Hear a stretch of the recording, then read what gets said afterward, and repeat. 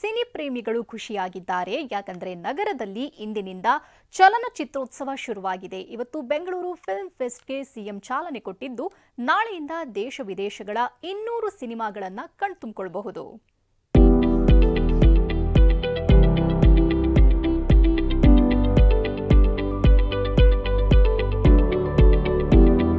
ಹದಿನಾರನೇ ಬೆಂಗಳೂರು ಅಂತಾರಾಷ್ಟ್ರೀಯ ಚಲನಚಿತ್ರೋತ್ಸವಕ್ಕೆ ಚಾಲನೆ. ಸರ್ವ ಜನಾಂಗದ ಶಾಂತಿಯ ತೋಟ ಎಂಬ ಶೀರ್ಷಿಕೆಯಡಿ ಬೆಂಗಳೂರಿನಲ್ಲಿ ಇವತ್ತು 16ನೇ ಅಂತಾರಾಷ್ಟ್ರೀಯ ಚಲನಚಿತ್ರೋತ್ಸವಕ್ಕೆ ಚಾಲನೆ ಸಿಕ್ತು. ವಿಧಾನಸೌಧದ ಗ್ರ್ಯಾಂಡ್ ಸ್ಟೆಪ್ಸ್ ಮೇಲೆ ನಡೆದ ಕಾರ್ಯಕ್ರಮಕ್ಕೆ ಸಿಎಂ ಸಿದ್ದರಾಮಯ್ಯ ಉದ್ಘಾಟಿಸಿದ್ರು. ಮಂಡಿ ನೋವು ಹಿನ್ನೆಲೆ ಸ್ಟಿಕ್ ಸಹಾಯದ ಮೂಲಕ ಸಿಎಂ ವೇದಿಕೆಗೆ ಬಂದಿದ್ರು. ಚಲನಚಿತ್ರೋತ್ಸವಕ್ಕೆ ಚಾಲನೆ ಕೊಟ್ಟು ಮಾತನಾಡಿದ ಅವರು, ಚಲನಚಿತ್ರ ಕಲೆ ಮಾತ್ರ ಅಲ್ಲ, ಅದು ನಮ್ಮ ಸಂಸ್ಕೃತಿಯೂ ಹೌದು ಅಂತ ಬಣ್ಣಿಸಿದ್ರು. ಸಿನಿಮಾದ ಮೂಲಕ ಇದು ಒಂದು ಪ್ರಭಾವಿ ಮಾಧ್ಯಮ.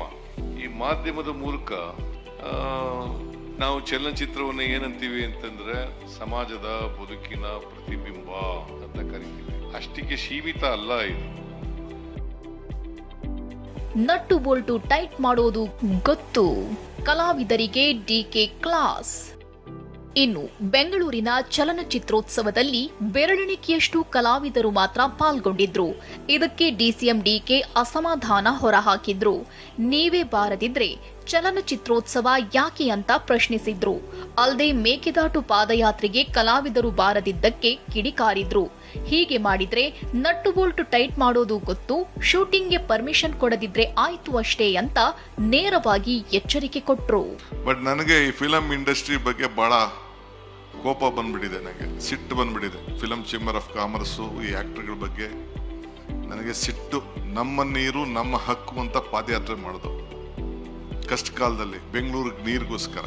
ಸಾಧು ಕೋಕಿಲ ಮತ್ತು ವಿಜಿ ಇಬ್ರು ಬಿಟ್ರೆ ಯಾರು ಪಾರ್ಟಿಸಿಪೇಟ್ ಮಾಡಲಿಲ್ಲ. ನೀವು ನಮಗೂ ಗೊತ್ತಿದೆ ಎಲ್ಲ ಯಾರ್ಯಾರಿಗೆಲ್ಲ ನಟ್ಟು ಬೋಲ್ಟ್ ಟೈಟ್ ಮಾಡಬೇಕು ಅಂತ ಕೂಡ ನನಗೆ ಐ ನೋ ದಟ್.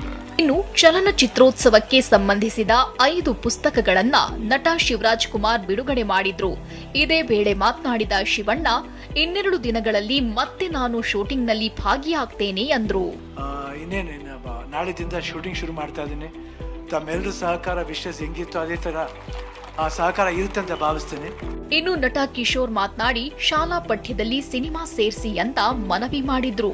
ಸಿನಿಮಾಗಳನ್ನು ನೋಡುವ, ವಿಶ್ಲೇಷಿಸುವ, ಸ್ವತಂತ್ರವಾಗಿ ಅರ್ಥೈಸುವ ವಿಧಾನಗಳನ್ನ ಪಠ್ಯದ ಮೂಲಕ, ಪಠ್ಯದಲ್ಲಿ ಒಳಗೊಳ್ಳುವ ಮೂಲಕ ಮಕ್ಕಳಲ್ಲಿ ಈ ಸಂವೇದನಾಶೀಲತೆಯನ್ನ ತರಲಿಕ್ಕೆ ಸಾಧ್ಯ ಆಗುತ್ತೆ.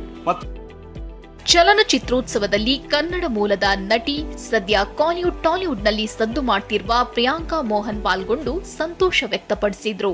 ಇವತ್ತು ಇಲ್ಲಿ 16th Bangalore international film festival ಅಲ್ಲಿ ನಾನು ಇಲ್ಲಿ ಭಾಗವಾಗಿರೋದು ತುಂಬಾ ಸಂತೋಷವಾಗಿದೆ.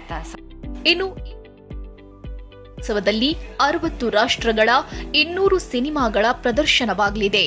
ನಾಳೆಯಿಂದ ಒರಾಯನ್ ಮಾಲ್ನ 11 ಸ್ಕ್ರೀನ್ಗಳಲ್ಲಿ ಸಿನಿಮಾಗಳ ಪ್ರದರ್ಶನ ನಡೆಯಲಿದೆ.